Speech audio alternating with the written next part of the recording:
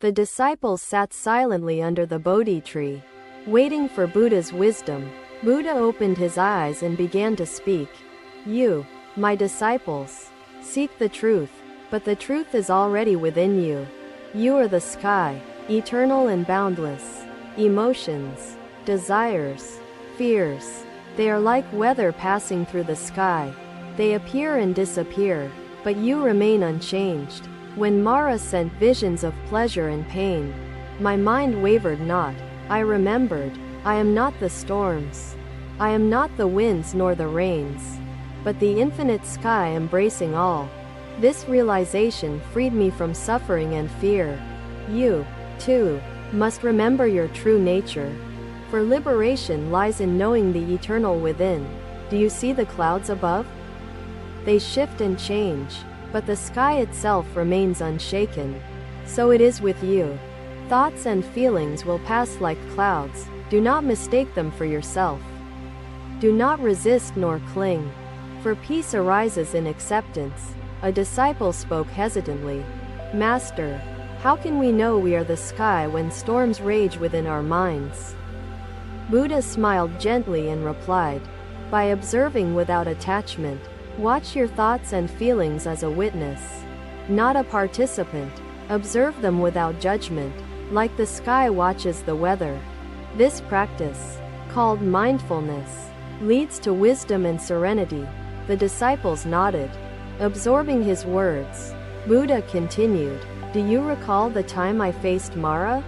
His temptations were like raging storms, but I held firm. I observed the desires without yielding, the fears without fleeing. By knowing they were impermanent, I found peace beyond their grasp. Another disciple asked, Master, how can we strengthen our mindfulness when the storms seem overwhelming?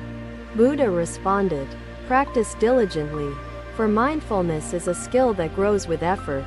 Begin with small moments and expand gradually. Sit quietly and watch your breath. It is a doorway to the present. In the present, the sky within you becomes clear. Understand this: the storms do not define you. The weather does not destroy the sky. You are that vastness. In stillness and mindfulness, you will find clarity. In clarity, you will find freedom. He paused, looking at the disciples with compassion. Do not be discouraged when you struggle. Even the sky is sometimes obscured by clouds, but it remains untouched. Trust in your true nature, and you will find your way. The disciples felt hope rising in their hearts, their burdens lighter than before. Buddha continued, suffering arises when you cling to the clouds or resist them. Let them pass like drifting shadows. In acceptance, you will discover joy, for joy is not dependent on fleeting weather but on boundless presence. Think of the rivers that flow freely, unhindered by obstacles.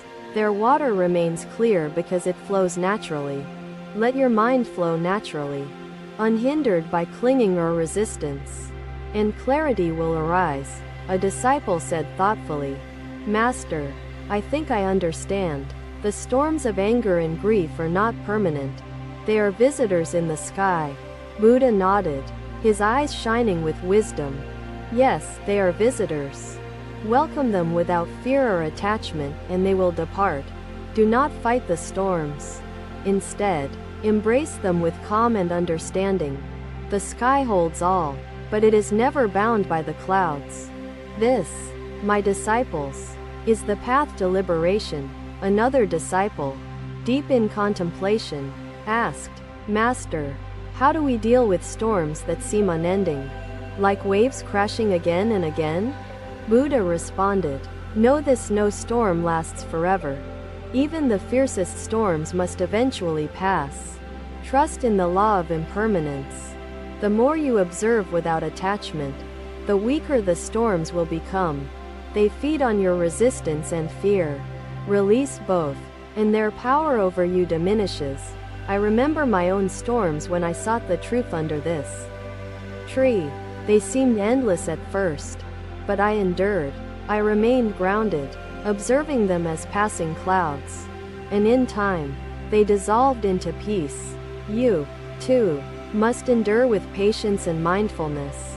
Know that your true nature is the sky, untouched by time or trouble. Trust in yourself, for the eternal sky is within each of you. The disciples bowed, their hearts filled with determination and gratitude. Buddha closed his eyes, returning to silent meditation, his presence as vast and serene as the infinite sky itself. Another day, another village. Buddha walked among the people, his serene presence calming the bustling streets of Sarnath. His disciples followed closely, eager to learn from every word and action. A poor man sat by the roadside, holding out his hands for food. Buddha paused and turned to his followers. Compassion is the light breaking through the clouds of suffering, he said, his voice soft but profound. You, my disciples, are not here to merely understand your own sky. Life, like the river, is a journey. We cannot stop its flow, but we can learn to move with it. His suffering is real, his pain profound. The sky within him struggles beneath clouds of hunger and despair. But just as your sky holds your storms, so must you hold the storms of others. Compassion does not turn away. It embraces and seeks to heal. A disciple asked, Master, how can we practice compassion every day, especially when faced with our own struggles? Buddha smiled gently, his eyes filled with understanding. Begin with small acts. Offer a smile, share your bread, listen with an open heart. These gestures, though small, reflect the vastness of your inner sky. Compassion does not require grand actions. It flourishes in the simplest expressions. Buddha knelt beside the beggar and handed him the little food he carried. Do not hesitate to give, for the sky loses nothing by holding the sun, moon, and stars. The disciples watched as the man gratefully ate, his face softening with relief. In surrendering to the flow of life, we discover a strength and serenity that comes from alignment with nature's truth, Buddha explained. The disciples felt the weight of his words, their hearts and minds beginning to absorb his profound insight. Remember the deer in the grove of Isapatana, limping and injured. I did not turn away. I tended its wounds. Compassion does not deny the pain of existence. It acknowledges and acts to heal. Another disciple asked, Master, what if our help is rejected? What if others refuse our kindness? Buddha answered, Your intention matters more than the outcome. The sky embraces all, regardless of whether its warmth is accepted or resisted.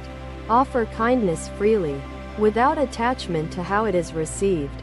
True compassion is unconditional, grounded in the boundlessness within you. Walking further into the village, Buddha encountered a woman grieving by the well. She sobbed, clutching a small cloth tightly. Buddha approached her and said gently, Your pain is like a storm, fierce and overwhelming. But storms pass. Trust in the sky within you. The woman looked up, tears streaming down her face. Master, my child has died.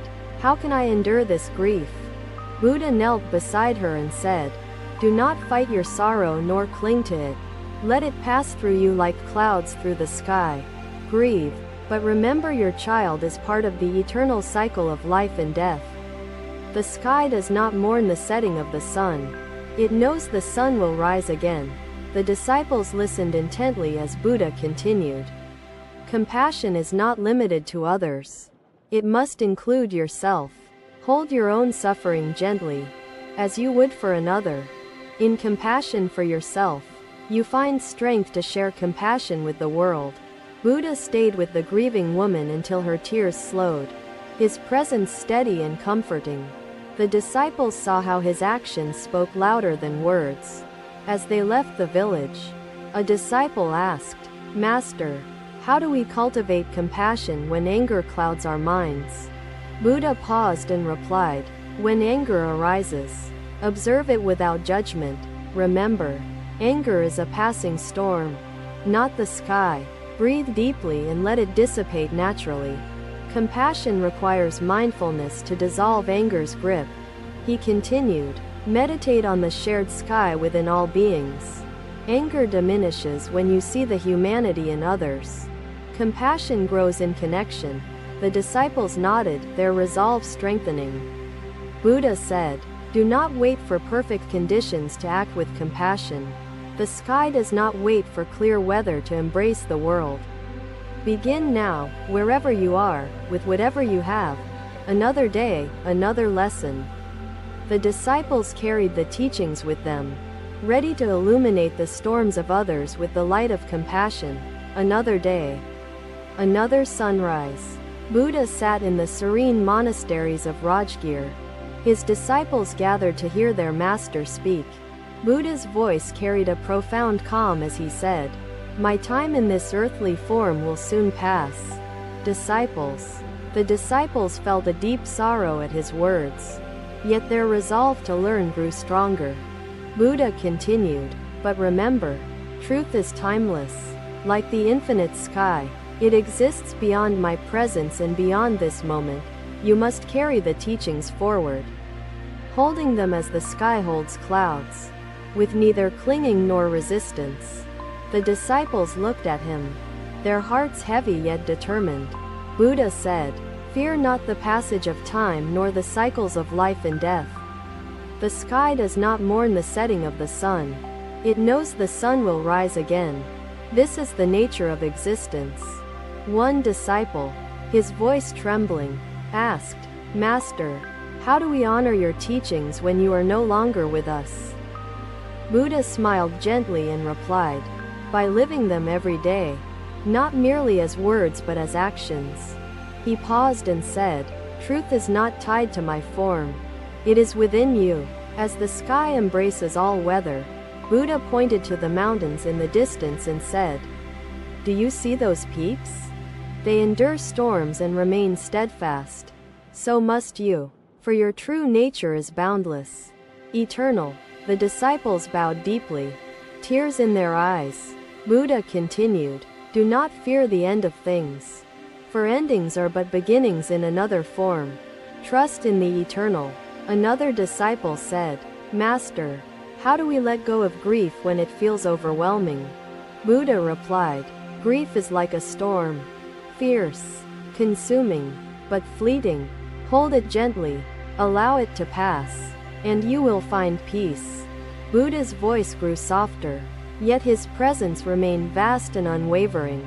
Understand this, disciples: the sky does not perish. It transcends time and change.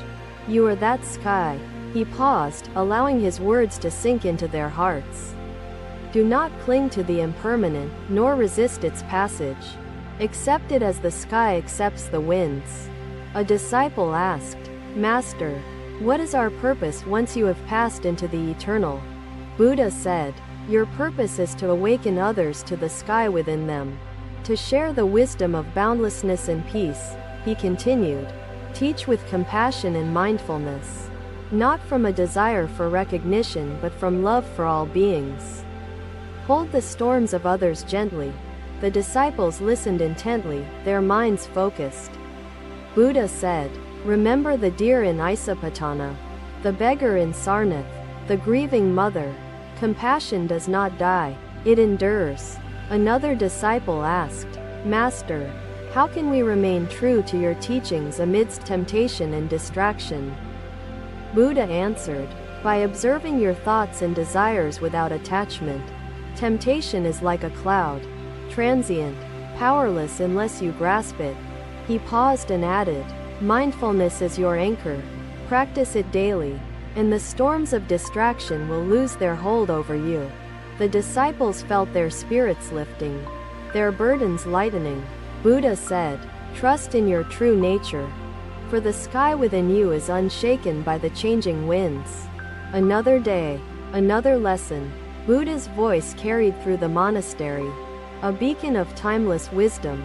Seek not escape, disciples, but understanding. In understanding, you will transcend suffering and find the eternal. The disciples bowed deeply, their gratitude profound. Buddha returned to meditation, his presence as vast and serene as the infinite sky. The disciples watched Buddha descend the hill, his figure blending with the world he had so profoundly illuminated with his teachings.